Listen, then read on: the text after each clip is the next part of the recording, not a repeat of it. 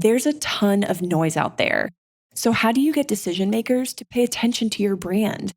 Start a podcast and invite your ideal clients to be guests on your show. Learn more at sweetfishmedia.com.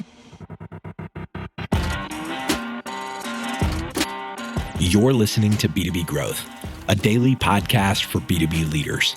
We've interviewed names you've probably heard before, like Gary Vaynerchuk and Simon Sinek, but you've probably never heard from the majority of our guests. That's because the bulk of our interviews aren't with professional speakers and authors. Most of our guests are in the trenches leading sales and marketing teams. They're implementing strategy. They're experimenting with tactics. They're building the fastest growing B2B companies in the world. My name is James Carberry. I'm the founder of Sweetfish Media, a podcast agency for B2B brands, and I'm also one of the co-hosts of this show. When we're not interviewing sales and marketing leaders, you'll hear stories from behind the scenes of our own business. We'll share the ups and downs of our journey as we attempt to take over the world. Just kidding. Well, maybe. Let's get into the show.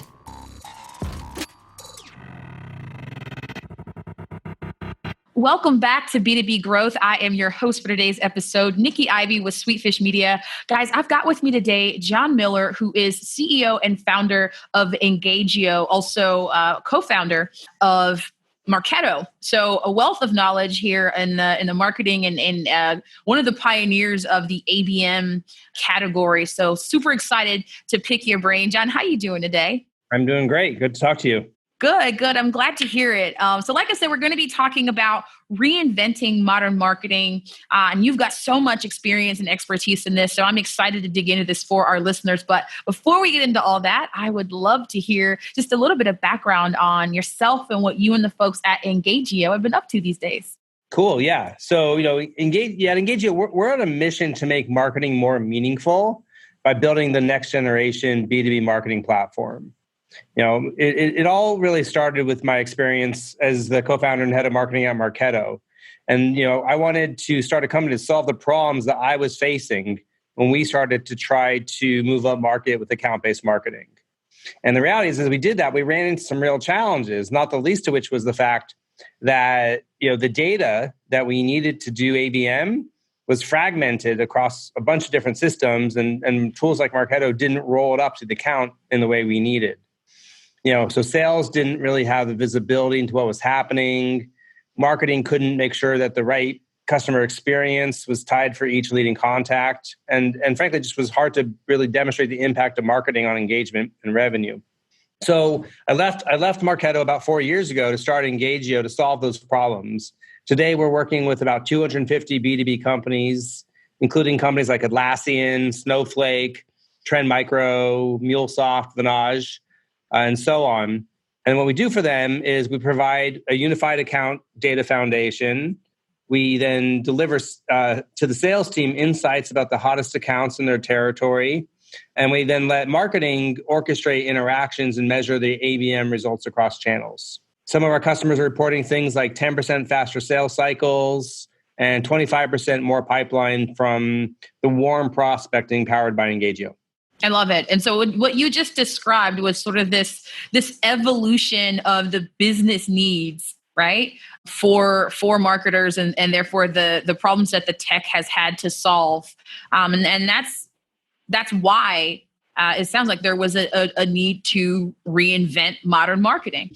And I started my career as a salesperson around the same time as these changes have started to happen. So it really does speak to me when you talk about this shift in business problems. And it's actually, honestly, I think about this a lot. It's honestly surprising to me that the light bulb moment didn't happen before when it comes to going from leads to accounts in the way that ABM enables us to do. So talk a little bit more about what that shift is from, what the current tech for that time was solving and what it's evolved into.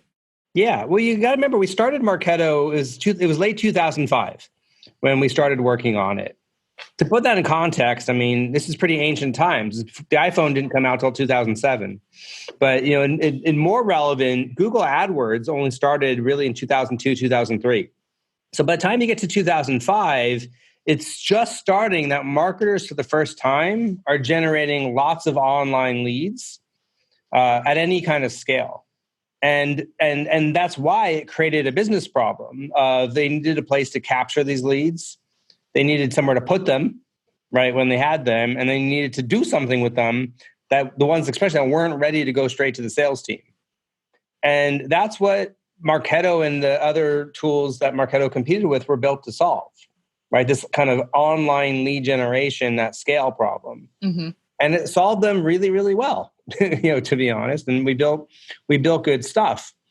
But, especially what we found at Marketo, especially as we did try to move up market, is you're never just selling to one person, right? There's always, a buying committee, involved. And that lead-centric view just really started to become a limitation and a liability. And so clearly, I think, just the move to understanding that there are buying centers and multiple pockets of people and they talk to each other, that's just a natural understanding of what has to be true in B2B. And frankly, the best salespeople knew that, right? And this whole online lead generation demand gen thing probably was distracting from that truth for a little while. The other thing that's, I think, really kind of an important thing to understand is the whole demand generation movement was great for marketing because marketing got to say, we are part of the revenue engine. We are responsible for revenue just like sales is.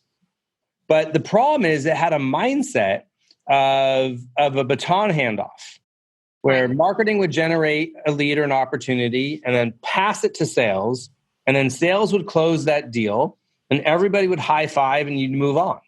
But that's not the way revenue works today. Especially with recurring revenue models, which is not just true in software as a service, it's true in a bunch of industries that are subscription revenue now. 80% plus of the revenue companies are earning happens after that first sale. And so you can't have a world where marketing passes a lead, sales closes it, everybody high fives and you move on. You've got to figure out how can marketing stay involved in marketing to this account throughout the entire revenue cycle. Pre-sales, during the sales cycle, and then perhaps most importantly, post-sale. I'm really excited to talk about that post-sale opportunity with ABM. But I do have a question, just kind of want to know your opinion on this. Why do you think it is, right? Given the fact that a lot of the friction that caused this shift to have to happen was happening on the sales side, why do you think it ends up being marketing that leads the charge for this account-based approach? Why? Because you said sales folks knew this, right? And I agree. They're experiencing this disconnect. Sales folks had been between what the marketing tech was solving for and what they needed. Why do you think it was that it was marketing leading the charge and not sales ultimately? Well, in many ways, it's because marketing needed to be the one changing. Salespeople have always sold to accounts. At the end of the month, when sales, writes, names on the board of the deals they've closed, they write account names. Mm-hmm. Right? They don't talk about how many leads they closed. They talk about how many accounts they closed. That's right. Sales has always been account-based. The problem is tools like Marketo encouraged everybody, marketers to become lead-based, and to live in this world of leads. If you look at inside a CRM system like Salesforce, what that means is that marketing and sales were literally not on the same page. They're literally looking at different pages. Literally. About what's going on. And so marketing had to change. Marketing had to become account-centric, if only so that marketing and sales would be looking at the same information. Today's growth story centers around Exactly, a SaaS company that helps enterprise companies with their incentive compensation. They'd worked with search marketing agencies in the past, but they'd had issues with transparency and ROI. They wanted to improve net new leads via their organic and paid search channels, so they reached out to Directive. Optimizing search engine market share for Exactly was the top priority. Directive did this by improving search engine visibility for target audiences at the bottom of the funnel. In order to generate qualified leads, they focused on value-driven content on relevant, winnable terms, landing page testing on PPC platforms, and a laser focus on third-party directory optimization, specifically Capterra.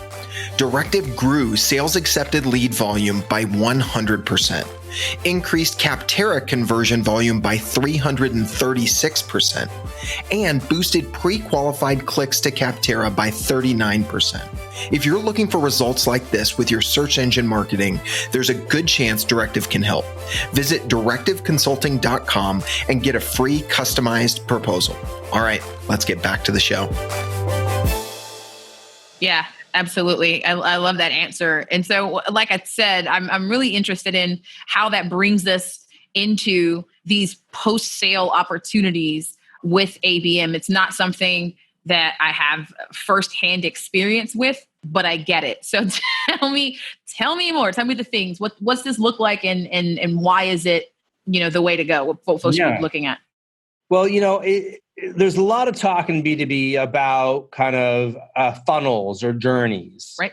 Whether it's the Serious Decisions funnel or any of these other kind of, funnels. And they typically end with customer, or win or something like that, and what the reality is there's then actually it's a bow tie where there's a whole bunch of funnels that happen after the sale as well.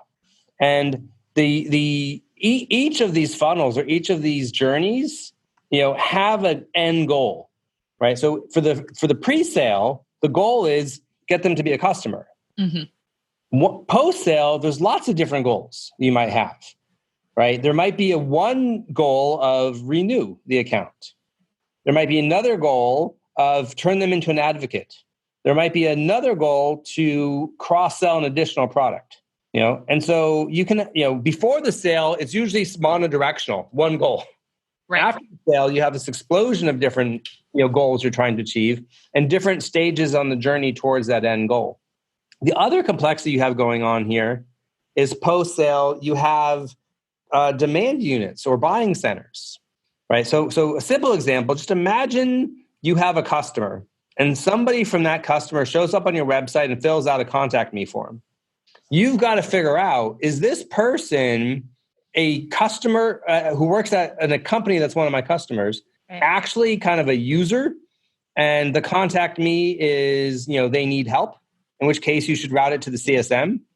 Or is this person actually a legitimate inquiry for buying an additional product from you? Mm-hmm. Mm-hmm. Or maybe they work in a different division that needs to buy the same product. Yeah. Tools like Marketo have no clue, no ability to answer that, and understand that there's these different buying centers and different products, inside the organization. So post-sale, the tactics of what you're going to do end up being very similar. You run marketing campaigns to move accounts through these journeys, mm-hmm. but you just need a much more nuanced way of understanding what are the different buying centers and where are they individually on their unique journeys. You're right. And I've lived that actually as an SDR. I know exactly what you're talking about. We were using Marketo and we would have customers, but if they come in, someone from an account comes in as a lead, it's going to come to me as the SDR to follow up with, right? But they're actually a customer on an account that is already, doing business with us. And so now I have this uncertainty going into this interaction. I have to make the phone call because they came into my little bucket as an SDR using Marketo and using these sort of marketing tools that are solving for a different problem. And now there's the SDR and the AE and marketing are not on the same page when it comes to, like you said, what this individual might actually need, because there's no way for us to know. And so my goals for sales, right? What I would like to see as a profession is this evolution where, like you talk about, we stop thinking and talking about the customer journey as this thing that ends at acquisition. But the way that it's approached in a lot of organizations is the account managers, which are those folks who are dealing with accounts after the sale, sometimes aren't on the sales team. Sometimes they're in customer success. And so again, they might be on a different floor from me, the SDR who gets this lead, right? And then someone in customer success who actually owns this account now after the sale. Now, between all those things, we have to figure out what's going on. And an ABM approach starts you off from the get-go, especially with the right tech, to be able to have that kind of insight. That's interesting. It's super important. Thank you. You guys can't see me because this is just a podcast, but John's probably like watching the wheels turn in my brain as we have this conversation. And one other thing I wanted to make sure we hit on before we run out of time, with respect to reinventing modern marketing, right? So once we've figured out, hey, this needs to be an ABM approach, and here are the problems that the tech needs to solve for. Here are the opportunities it presents and the insight that it gives us on that. Now we need to start focusing on what are the channels that might be emerging that technology will have to support and that we need to have our eyes on. Talk a little bit about that for us. Well, what I really think is, again, reinventing modern marketing and the future marketing platform, we don't know what the channels are going to be of the future. Back in the days of Marketo, it was email. And email still is important, will probably always be important. But today in an ABM world, all of a sudden direct mail has made a comeback as being kind of an important tactic that people use. And some people are really experimenting with, social or display advertising as a channel that can be sort of a little bit more addressable and targetable. I think the only thing I can predict for sure is that there's always going to be new channels. And that the trend will be towards more individually addressable channels. What I mean by individually addressable is I can send you a different email than I send to my friend Mike, right? It's individually addressable. Whereas if you're driving down the highway, you're both going to see the same billboard. Right. And there's nothing I can do about that. But, fast forward to the future, all of a sudden it's more like Minority Report. Everybody can start seeing their own billboard. Right. We can start customizing these things. So what I think about for the future of B2B marketing, what we need is not any one channel, but we need the ability to orchestrate interactions across channels, right? We need a marketing system that lets us know who the customer is and what's going to be relevant to them, and then push the right interaction into whatever channel there may be out there. And so it's almost like a hub and spoke system or a platform and apps kind of approach. And where I'm really focused on is investing in that platform that gives you the data and the decision layer to orchestrate those interactions. I love it. True to form, you're on the cutting edge of things, blazing trails and teaching us how to do it. Thank you so much for talking about all that today, Jon. I do have one more question now that I have successfully picked your brain and seen what I could get out of it. It is time for you to talk about what you're putting in it. So talk about what learning resources you've been engaging with lately that have maybe informed your approach or just got you excited these days. Yeah, well, so I think rather than just talking about some books that I've read recently, because it sounds like you get a lot of those kinds of answers, I did want to kind of, tackle it from a whole different direction.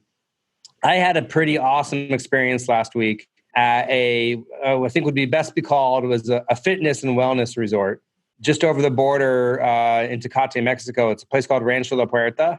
And it was just we spend all day, every day exercising, hiking at 6:15 in the morning, stretch class, circuit training, you name it, eating really healthy food. And after a week of that, I will say it felt really like my mind was just more open to other things because my body felt great.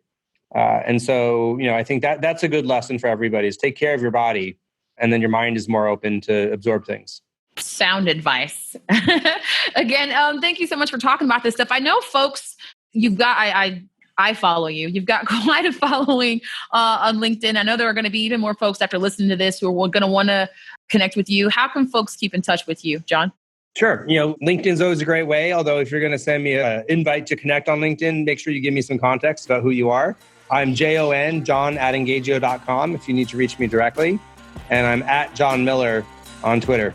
Good stuff. Thanks so much. We'll have to have you on again in the future to talk about this new channel that you either discover or are going to teach us how to use once it happens. Thanks again, Jon. Have a good one. Cheers. We totally get it. We publish a ton of content on this podcast, and it can be a lot to keep up with. That's why we've started the B2B Growth Big Three, a no-fluff email that boils down our 3 biggest takeaways from an entire week of episodes. Sign up today at sweetfishmedia.com/big3. That's sweetfishmedia.com/big3.